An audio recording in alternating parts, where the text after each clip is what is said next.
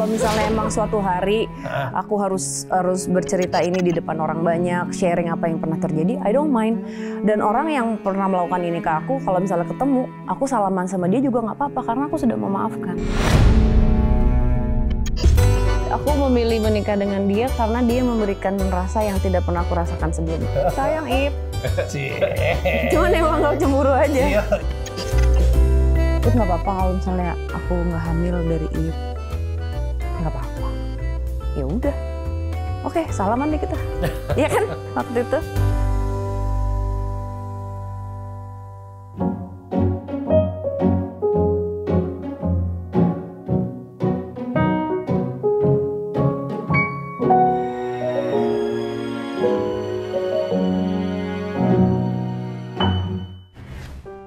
Cinta itu mempertemukan, cinta itu menyatukan, cinta itu memisahkan, dan kadang cinta itu meninggalkan.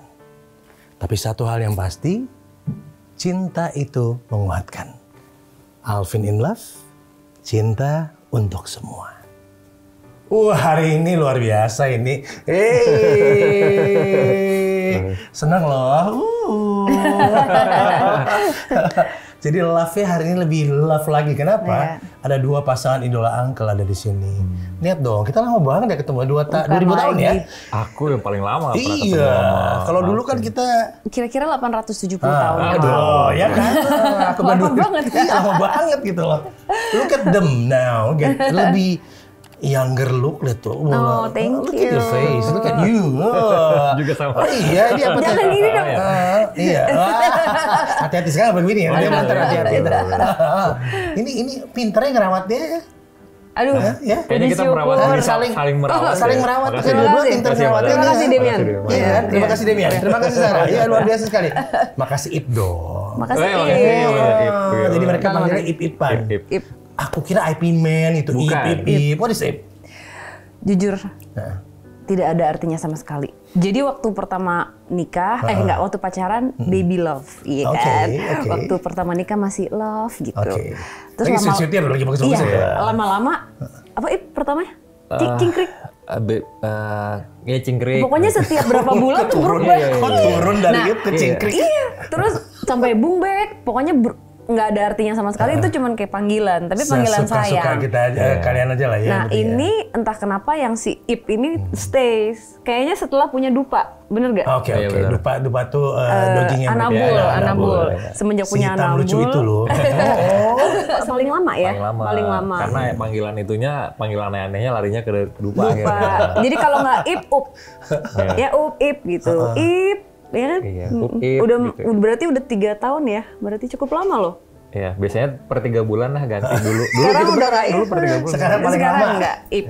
Oke, Ip, tapi Ip nice kok, sweet ya. Iya. Gampang Sweet, diucapin, gampang diinget. Ip. Kamu juga Ip dong? Iya, sama. Dua-dua Ip. Sama. Ip udah dua-duanya. Udah nggak mungkin manggil love, love siapa? Ketawain dah. Udah cinta banget, di Udah atasnya cinta cinta, banget, jadi iya. udah Ip lah. Iya. Iya kan kalau udah atas cinta, awal-awal oke lah. Tadi apa cingkring, cungkring. Cungkring, iya. Apa itu? Iya. Anyway, dengan adanya hal yang kayak gini bagaimana? Kayak kekerasan ini sendiri gitu loh. Sebagai survivor dari abusive relationships, sebenarnya rasanya berkecamuk dan sampai saat ini belum ada jalan keluar yang baik untuk orang yang mengalami. Karena kadang-kadang untuk keluar aja dari satu hubungan yang toksik atau yang abusive itu kan nggak gampang. Betul. Butuh waktu lama. Iya. Terus kadang-kadang lagi ya? terlalu di brainwash, akhirnya dia nggak berani. Nah, pada saat ada orang berani speak up, dia mungkin mau melaporkan hal ini, tapi itu kan harus melalui banyak hal lagi. Iya. Jadi sebenarnya ini kayak jalan keluarnya apa? Nggak gampang. Kita aku mungkin kalau misalnya speak up bisa ada bantuan dari keluarga, nggak usah polisi dulu deh. Iya. Kita ngomongin dari keluarga. Kalau kita Yang berani terdekat dulu yang aja. terdekat dulu, Iya, kita itu berani dia. reach out, minta pertolongan keluarga kita untuk akhirnya bisa keluar dari situ. Karena aku pernah ngalamin, aku udah keluar dari dia, udah nggak sama dia aja, butuh waktu lama untuk akhirnya balik bersosialisasi. Karena apa yang keluar dari mulut dia aku percaya. Physically abusive dan secara mentally juga abusive. Jadi aku percaya bahwa apapun yang keluar dari mulut dia itu valid gitu. Dan itu butuh waktu. Sampai sedemikian rupa ya. Iya, makanya kayak sekarang aku nggak tahu ya gimana ya aku mau berkomentar, tapi berharap aku aku bercerita bisa menguatkan orang-orang yang sedang mengalami, punya kekuatan untuk speak up. Karena tanpa kita sadari, ini banyak banget terjadi sekarang. Memang. Iya kan gitu. Paling nggak reach out sama orang yang kamu percaya gitu. Pasti akan ada jalan dan itu kita harus punya aja keberanian. deh, itu dulu aja. Gak usah buru-buru ke yang lebih kayak tadi ke polisi dan lain-lain, tapi inner circle dulu aja kali ya, apa family, sahabat terdekat. Untung ketemu Ip.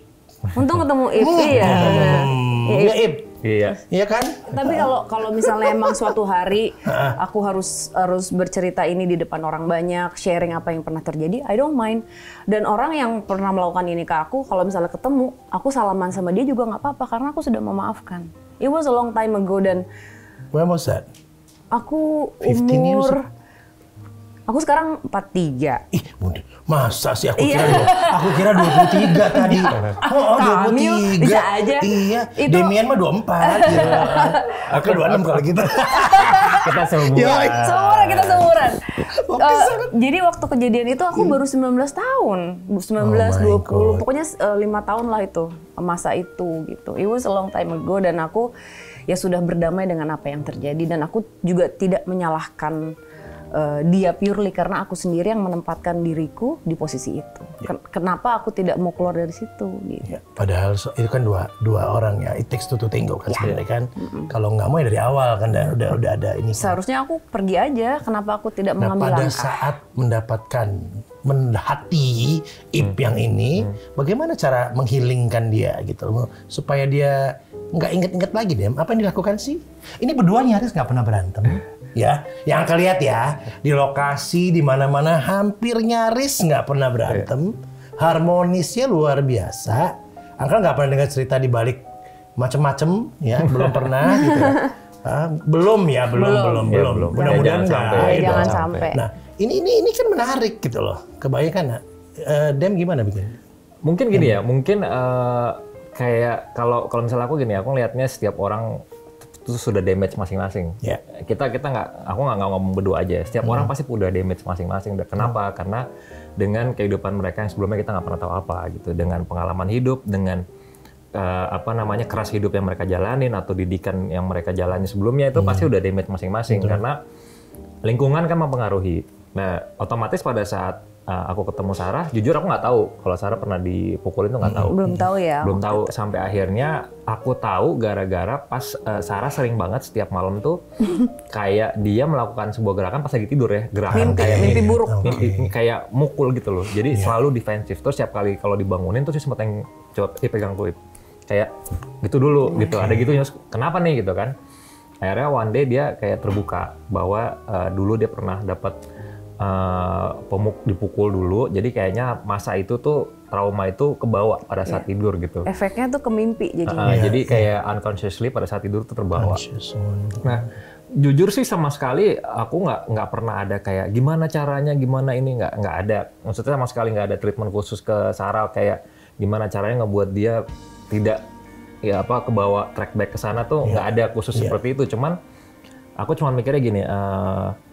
Aku punya prinsip setiap orang itu dia punya masalah masing-masing.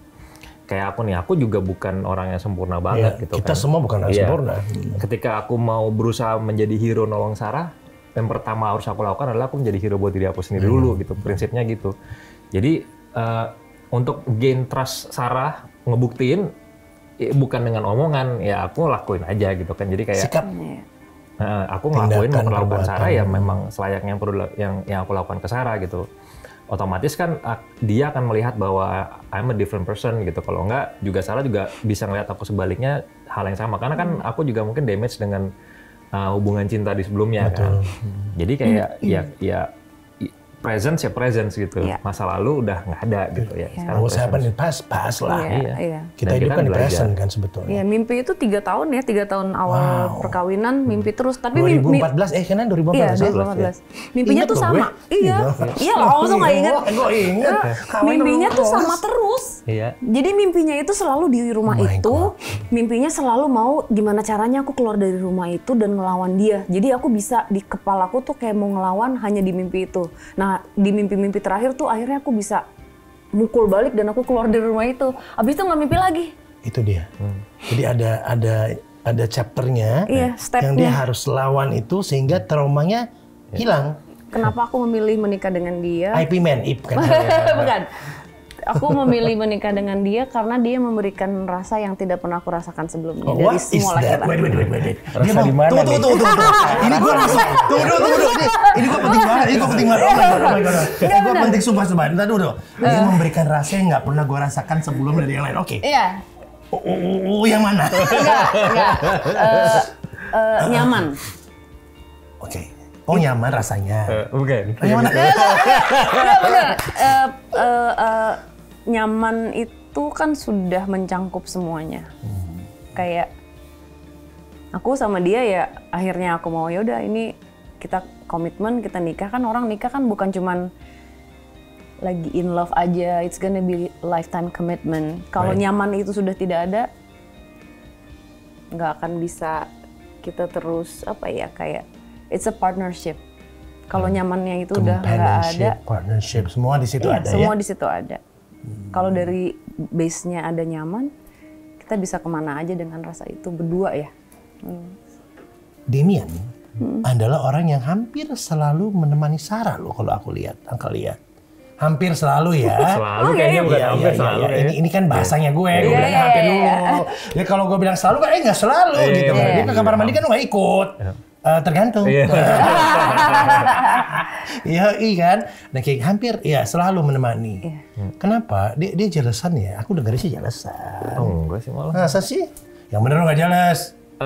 Mungkin gini, jealous. Ini tambah cantik loh. In certain ini way. Gue 24 tahun bayangin aja umurnya. 42 tahun tadi? 24 ya? Jealous in certain way, tapi maksudnya what way? A certain way aku tertarik certain way. Jadi dulu pas lagi masih mungkin 4 tahun pernikahan lah ya. 4 tahun masih 4 tahun masih awal ya. Karena jealous dalam arti gini kayak bahkan dulu sempat yang mungkin bukan jealous, cuman lebih kayak Sarah itu kan kalau deket sama cowok ya beneran literally deket. Iya. Tinggal kita takutnya itu adalah cowoknya itu yang persepsinya lain gitu. Nah, sempat yang waktu itu aku sempat jealous, tapi ya kalau aku jealous aku akan langsung menanyakan langsung ke Sarahnya gitu. Dan akhirnya dari situ juga belajar aku menyimpulkan bahwa kalau kejealous itu adalah sebuah bentuk dalam arti yang sebenarnya kita belum kenal itu. Dan menyimpulkan sih, misalnya aku menyimpulkan sendiri bahwa jealous itu karena kita nggak tahu. Akhirnya kita menyimpulkan sendiri, timbul rasa jealous. Begitu kita kenal, kita di dunia Sarah, kita akhirnya bisa melihat mana yang perlu jealous, mana yang enggak tuh kelihatan. Gitu. Karena kan misalkan contohnya nih, misalkan sama uncle gitu kan, deket banget. Kalau deket pelukan segala macam bisa peluk dan rasanya tuh beneran kayak udah emang friend gitu. Tapi kalau kita berpikir dari dirinya sendiri nih, dari Demian gitu, nggak akan bisa ngeliatnya udah jealous. Kita harus bisa melihat dari kacamata Sarah. Sudut pandang yang lain ya. Keren banget sih. Kan soalnya kan gitu kan. Kalau gini nggak 24, 42 bener, 43. Soalnya kan kalau misalnya aku ngeliatnya gini, dalam hubungan ya, kayak aku sama Sarah selalu kita belajar setiap hari. Kalau misalnya kita sudah merasa, oh ya udah gue udah tahu istri gue udah. Jadi gini, istri gue itu adalah pada saat dia menikah, jangan sampai dia merasa di penjara. Gitu dalam artian gini, kita dalam rumah tangga itu adalah rumah. Pada saat udah rumah, orang jadi apa adanya harusnya, lepas aja. Ini gua, the real me. Jangan sampai di rumah sendiri adalah juga sebagai penjara juga, yang kayak kadang-kadang ada cowok yang atau suami yang gue ntar aja pulang ke rumah, kenapa? Ntar udah ada istri gua, tari rese segala macam. Padahal pulang tempat yang paling enak kan sebetulnya kan gitu. Pulang tuh adalah tempat lu jadi lu masing-masing, lu lepas atribut yang di luar gitu. Nah, ketika pada saat kalau misalnya Sarah atau misalnya aku sendiri gitu nggak nyaman pada saat di rumah, itu bukan rumah namanya. Makanya Sarah, untuk bisa belajar jadi Sarah, aku harus jadi berpikir seperti layaknya Sarah. Berpikir seperti apa yang Sarah pikir. baru bisa menyimpulkan. Kalau misalnya sendiri itu kan beda persepsi. Ya. Nah, akhirnya ketemu, oh ternyata kayaknya nggak perlu dicemburuin karena pas dilihat lama-lama ya enggak lah, emang sahabat. Kan lu punya gua punya lu, ya udah that's it sebetulnya kan.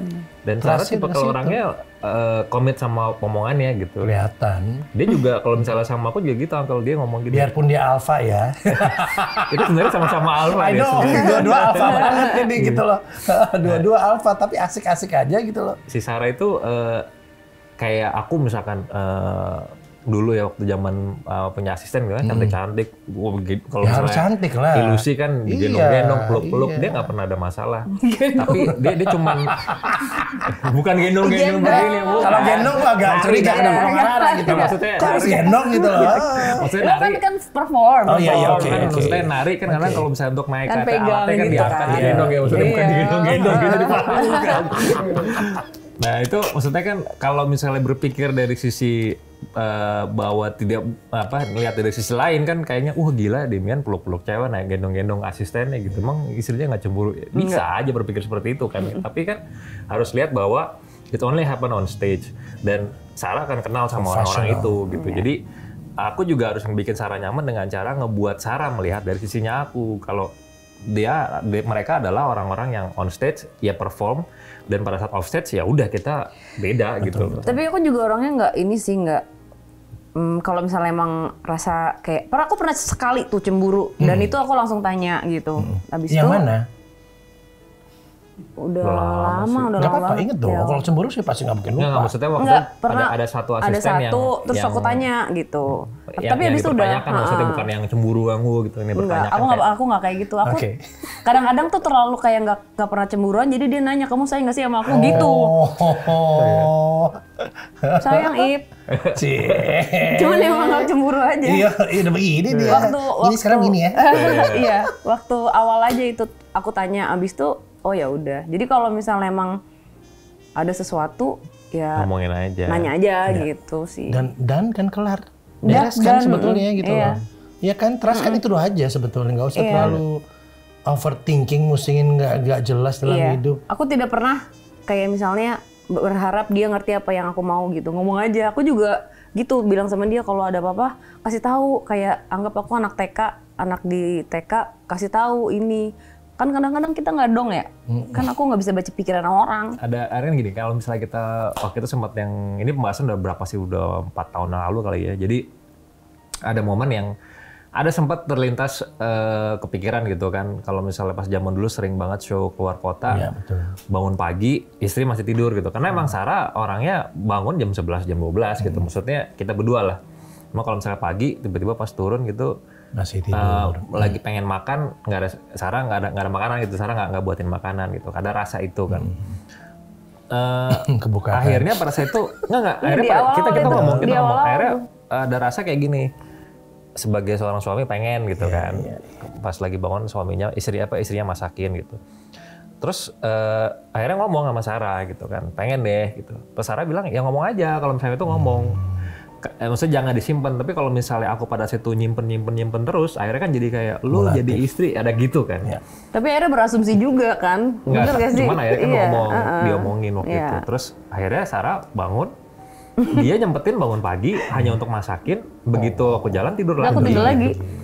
Sesimpel itu sebenarnya komunikasi. Simpel kan, Iya. Simpel. Ngomongin ya udah kerjakan. Betul, sesimpel itu ya komunikasi sesimpel itu. Kadang-kadang kan banyak orang yang ngerasa kayak maunya dimengerti, maunya kan gue suami Kan lu. semua orang gua maunya istri lu. didengarkan. Iya. Kayak I don't think it's gonna work. Kayak kalau kita maunya You have dimengerti. to be a good listener juga dong buat Iya. Kelamaan semua kalau orang. gitu. Jadinya ngomong aja kayak ini gue maunya begini gitu. Pantasan bisa gitu ya, nggak pernah mereka marah, nggak pernah lihat mereka apa yang asik-asik aja. Apalagi setelah kalau nggak salah tahun berapa tuh ya, yang sempat 2014 yang waktu kamu keluar dari TV station kan sempat yang nggak begitu. Sarah kalau nggak salah ya, akhirnya I forgot dan kamu bikin YouTube gitu. Dan Demian juga masuk support ke sana. Udah blend ini family semua di sana. Wisnu ada segala macam. Iya. Itu keluarga semua. Ada Fatfat. Ada Fatfat. Aku sampai apa loh Fatfat, Fatfat, Ip, segala macam itu loh. sama Nunu. Nunu Iya. gitu loh. Iya. Semua ada di situ. Benar. Itu kan enak banget ya. banget. It was a blessing. Iya, it's a blessing. Oh, it's a blessing kan. It's a blessing. It's a blessing gitu. Mengumpulkan, mendekatkan semua, bekerja bareng dengan kelebihan masing-masing gitu loh. Ya kan, ini Bapak ini kan director nih sekarang, ntar lagi bikin kayaknya hasil yang tadi dia tunjukin ke kita, ntar lagi ada film baru lagi. Editor juga. Editor juga, apa ini nggak bisa gitu. It's a one package. Iya. Jadi kalau saya tanya, udah pernah ngerasain semua lah. Megang kamera. Semua udah. Kan dulu kita awal cuman berempat. Iya. Aku, Wisnu, ada satu asistennya Ip ya. Terus jadi masih megang kamera sendiri. Waktu awal DMS tuh juga tahun 2018. Jadi itu masa-masa sulitnya gimana ya? Masa sulit kita cuma kamera satu yang baru. Kamera satu, clip on-nya cuma satu, lampunya cuma satu yang kecil, pakai lampu HP. Suara masuk semua itu, suara mueng mobil apa segala macam. Cuman it was fun. Dan apa ya perjalanannya ya akhirnya kita mencukuri apapun yang kita laluin gitu. Tapi ya gitu, kalau dia tidak dorong, ayo bikin DMS yuk, tayang setiap Sabtu harus rajin nih gitu.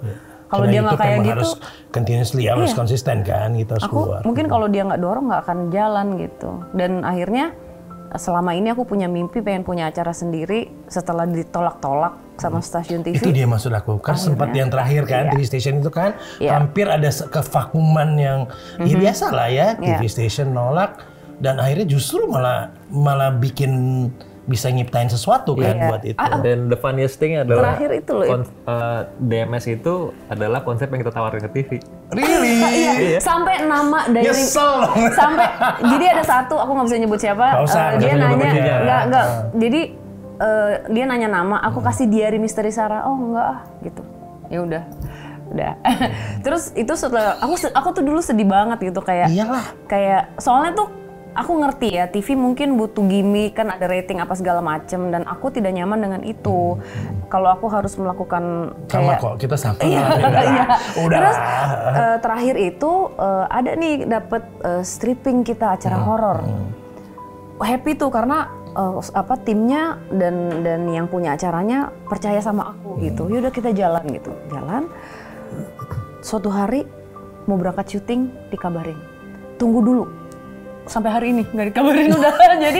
jadi karena itu udah mau berangkat. Woi, ada kontrak kan? Gimana sih? Udahlah pokoknya. Oke, udahlah ya. Nanti dulu. Sampai hari ini udah. Tapi sampai akhirnya karena itu dia yaudah deh ayo kita bikin aja gitu. Kan udah ada Diary Misteri Sarah nih tahun 2016. Terusin lagi gitu. Akhirnya ya bikinlah itu dengan clip on 1 biji. Dengan lampu dari HP gitu. Tapi ya pelan-pelan akhirnya kebeli kamera 1, beli lensa. Kita minjem dulu clip on-nya Ip.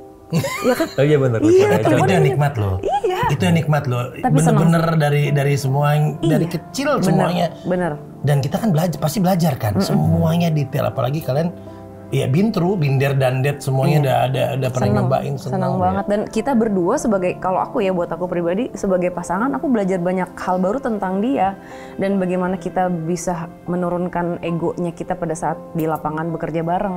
Karena kita berdua produser juga, aku kreatif director, dia megang kamera. Jadi kan harus tahu gue dengerin dia dengerin aku gitu. Jadi bareng gitu. Dan konsep DMS sekarang kan kayak opening film kan. Opening kayak film dia kan. Nih. Iya makanya itu aku lihat gitu loh. Lalu Dimen. Makasih banyak. Bagus kerjanya bagus ya. Jadi gitu. Kan aku tuh dari dulu tuh seneng ini kan sinematografi sebenarnya. Karena dari sulap itu banyak belajar sinematografi. Terus begitu abis dari TV kan gini, kalau di sulap itu kan semua angle ngedirect pas lagi mainnya kan aku sendiri yang ngedirect kan.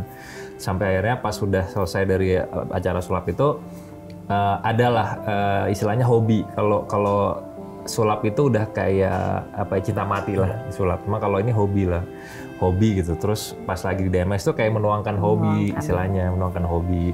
Tapi emang bagus sih. Sama susahnya tuh gini, kalau di DMS tuh menurutku adalah susahnya kenapa aku harus ngambil syuting sendiri, ngambil kamera, terus udah gitu harus ada di sana, karena aku akan harus bisa menularkan rasa yang aku rasa pada saat syuting itu menjadi sebuah konten. Jadi penonton yang nonton akan ngerasain kayak aku yang ngerasain gitu. Jadi kalau misalnya pada saat itu sedih, ya yang di rumah juga harus ikutan sedih. Gimana caranya? Itu harus nularin itu tuh. Kalau nggak kan nggak ada nyawanya kan DMS. Itu ini namanya Cinta. Kalau udah pakai ini, ya udah gitu. Bener. Iya. Kuncinya ini kok, udah pakai ini nih, ya itu totalita, semua segala macam ada di situ. Bener. Sampai detik ini kita berdua masih ngedit berdua. Ngedit berdua. DMS-nya. Jadi tapi itulah serunya ya. Detailnya kita tahu apa yang mau dikasih, apa yang mau ditampilin, mana yang harus diapakan, semua. Iya. Makanya kalau ada yang minta DMS tayang seminggu 2 kali nggak bisa. Aku juga mati gitu. Mati. Soalnya bayangin aja kita meskipun aku gak sehebat kalian ya, aku masih ngedit juga, aku ikut-ikutan. Iya. Karena kita ngerasa itulah feel-nya dapet. Iya. Kita yang ada di sini gitu, kita ajak ngobrol, kita pengen ngasih apa, ini talk show udah mungkin beda, tapi kita dapetin itu gitu loh. Semua orang yang kita undang ngerasa enak kan. Bener. Ya kan, dapet feel-nya, message yang mau disampaikan apa, itu yang paling penting gitu loh. Pantesan salaman terus belum. Tapi ini yang paling trauma kamu udah lewat tadi ya, alhamdulillah.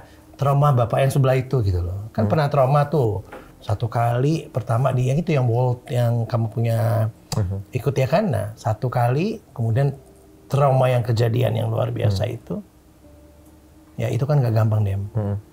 Honestly nggak gampang, dan buat Sarah juga pasti nggak gampang. Kamu sempat nggak mau hadir di beberapa event-event, bahkan sampai ke China, yang World China pun kamu nggak mau ikut gitu. Padahal itu adalah momentum yang memang Damien harus lakukan untuk bisa melewati trauma itu, sama kayak Sarah tadi. Ya kan, kan momentum itu kan. Gitu. Kejadian yang kita tahu luar biasa semua, dan bagaimana kamu tetap jalan acaranya untuk tanda kutip mendistract orang nggak kesana pikirannya ya, waktu kejadian besar itu terjadi. Lalu ada vakum sebentar, kena trauma, lalu kamu balik bikin lagi yang spektakuler di China. How you handle that trauma? Kalau dari aku pribadi sebenarnya gini, mungkin aku tipikal orang yang bisa dibilang bukan yang gampang ya, tapi lebih mudah untuk move on.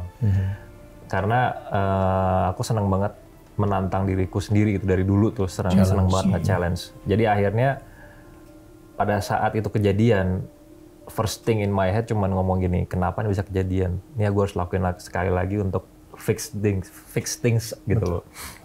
Cuman di perjalanan nyata aku berpikir hal itu bisa juga terjadi di Sarah gitu kan. Kayak ayo let's fix things up gitu lah. Gimana caranya kita move on gitu. Dan pada saat kejadian di tahun 2017 tuh sempat yang Sarah, mungkin bagi dia kan karena ya mungkin banyak orang yang nggak tahu ya, orang selalu berpikirnya kayak si Sarah pada saat di live itu teriak-teriak.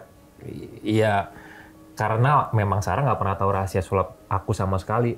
Jadi literally dia nggak pernah nanya rahasia sulapku apa. Dia hanya tahu aku cuma bilang it's safe dan ini nanti show-nya pokoknya tegang, bahayakan, itu doang. Dia nggak pernah tahu. Di tahun itu dia ngelihat literally yang dia tahu adalah yang jatuh itu aku gitu kan. Tapi setelah kejadian kita nggak pernah ngebahas lebih dalam lah, karena nggak pernah ngomongin lah, karena pada situ kita ngerasa ya udahlah yuk fokusnya waktu itu masih ke Echon lah, asistenku kan. Biar Echon sembuh dulu ya. Sembuh. Udah begitu selesai ya kita kayak lupa untuk ngebahas itu di kita berdua internal gitu. Terus waktu itu begitu Echon selesai keluar dari rumah sakit, ya aku sama Echon punya sama visi yang sama, ayo kita ngelakuin sekali lagi gitu kan. Dan buat orang biasa kan itu gila, ini ya ini orang. Tapi memang begitu, kalau nggak di fix tadi, nggak di finish yang tadi, yang dia nggak lewatin trauma yang mereka hadapin di fase yang kena itu. Jadi gitu. karena di aku tuh istilahnya gini, ini kalau misalnya ada memori jelek harus ditiban gitu. Misalkan gue gagal, gue harus lakuin lagi untuk niban yang jelek itu gitu. Closure-nya buat itu gitu, buat aku gitu. Udah akhirnya kita udah sempat waktu itu memang pelajaran hidupnya juga banyak lah. Sampai ada satu kesimpulan bahwa aku mempelajari kayaknya nih path hidupku itu adalah ketika ngejalanin sesuatu itu nggak boleh ngoyo. Karena terjadi di Amerika Got Talent pertama, aku ngoyo untuk lakuin sekali lagi, malah akhirnya berdampak fatal pas di Indonesia. Ketika kekeh lagi pengen lakuin sekali lagi, udah nawarin ke semua, ke klien segala macam, nggak ada yang mau. Sampai akhirnya aku sama Echon yang udahlah, yuk kita kayaknya harus tutup buku deh. Out of nowhere, itu meskipun kita udah ngomong Echon ya, ya, orang lain ya, menggantikan Echon kan, kalau saya di China ya. Di China ya kan? Itu akhirnya aku sendiri yang benar. Iya kan, itu dia makanya. Waktu dia melakukan sendiri gimana? Kan itu kita kita terjadi omongan tentang apa yang terjadi tahun 2017 ya itu ya. Iya, Itu pas pada saat sebelum dia berangkat ke Cina karena aku nggak mau ikut berangkat. Tahun berapa ya Cina itu? Itu 2019, 2 tahun setelahnya. Tuh, 2 tahun setelahnya. Jadi kita baru ngobrol berdua dan aku baru menyampaikan bahwa kayaknya aku belum berani gitu. Dan aku nangis tuh waktu itu. Aku ngasih tahu ke dia kalau it was really hard buat aku dan aku belum siap untuk melihat lagi.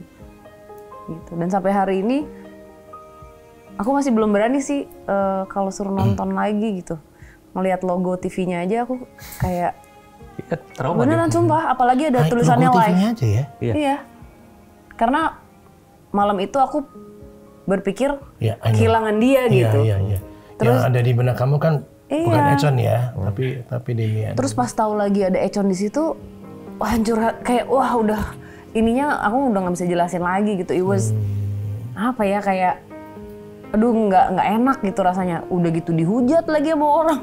Kayak kok katanya salahku apa ya? Kok kenapa jadi gue yang disalahin? Wah banyak nih macam-macam gitu. Makanya aku sama sekali nggak mau terima TV sama sekali, nggak mau diwawancara karena kamera kayak gini ada lampu tuh anxiety jadinya gitu. Dan sampai sekarang mungkin udah lumayan gitu. Cuman kalau disuruh ikut yuk Ip nonton dia main lagi gitu belum tahu ya gitu karena masih ada apa sih nggak tahu deh kayak cemas gitu rasanya. Meyakinkan dia gimana Dem?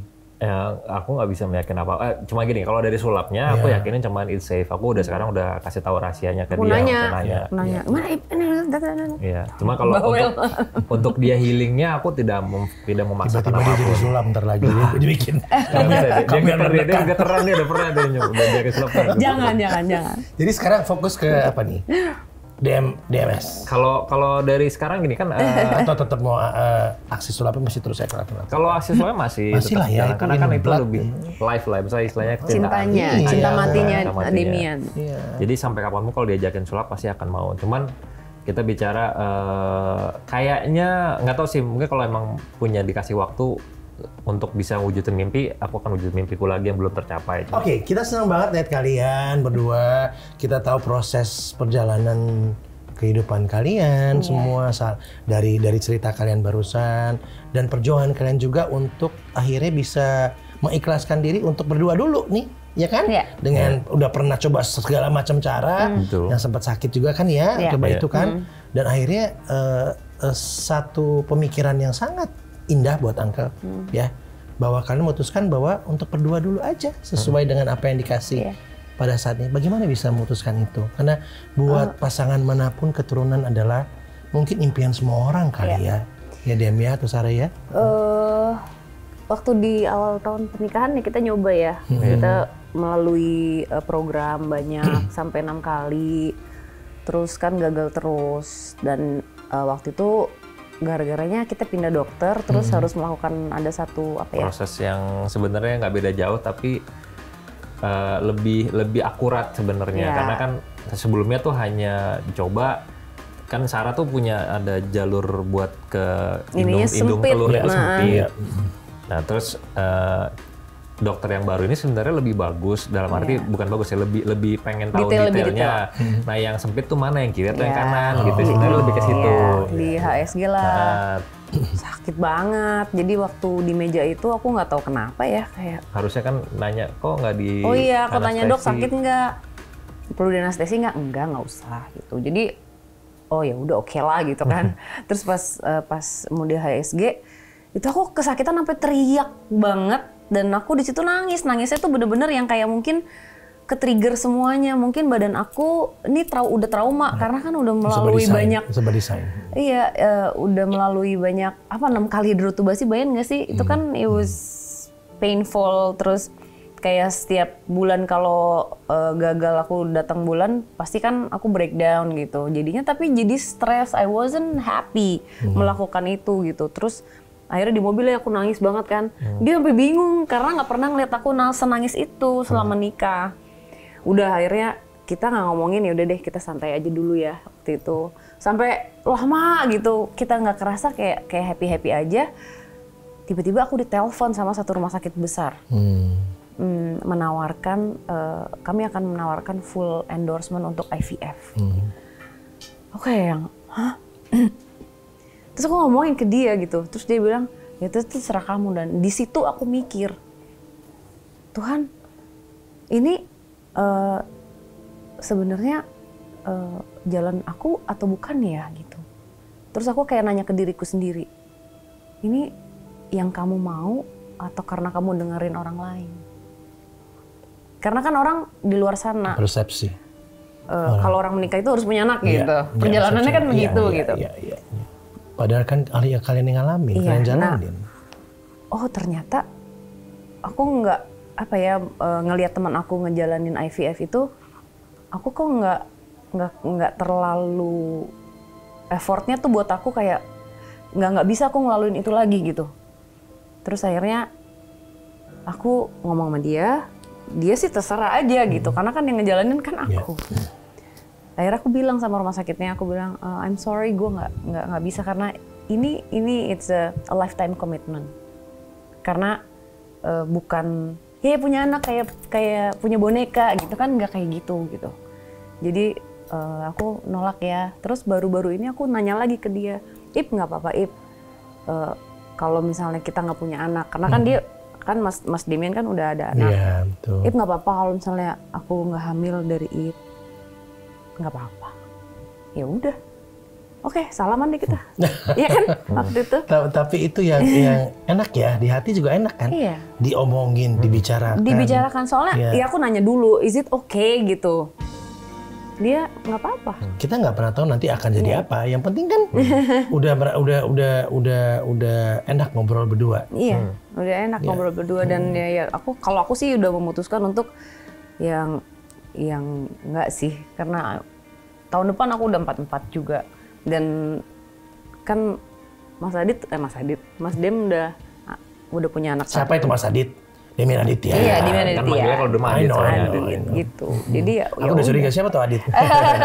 Tahu saya dong, saya nggak tahu tuh Adit siapa. Jadi ya udah kita, tapi akhirnya lebih kayak happy aja ya.